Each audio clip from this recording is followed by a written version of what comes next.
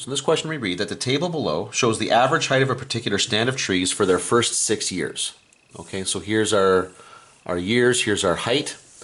These data can be modeled by a logarithmic function, okay, right here. Now that looks a lot like that regression equation off the calculator, where h is the average height of the stand of the trees after t years. Now here we go.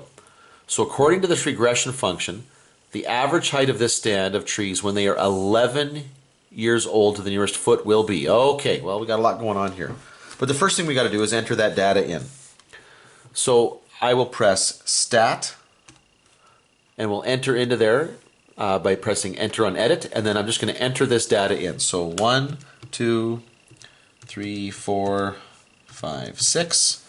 That's list 1, and then 6, 10, 13, 15, 16, 17. Okay.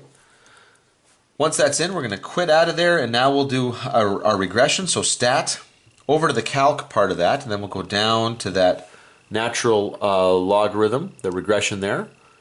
It automatically chose list 1 and list 2 for me, which was correct. That's where everything was. Press enter. Boom. There it is. There's my equation. So my A and my B here. Now, I could write that all out, but I'm way too lazy to do that. What I'm going to do here is I'm going to press vars, which is right here. I'm going to go down to statistics because that's really what I was working with when I entered all that data in. And up at the top there's EQ. Now when I press enter here, what that's going to do is it's going to put out the equation that it just figured out. So it put my A value there plus my B value times the natural log of X. See, here's how I'm going to answer the question. The question asked me to figure that out when they were 11 years old. Well, X is 11 here, so I'm just going to come back here and put 11 in. Close the brackets, press enter, and then the answer is really, I mean, even rounded there, unless we got really, really crazy here, but it says to the nearest foot in the question, so 21. That's the answer that they're looking for.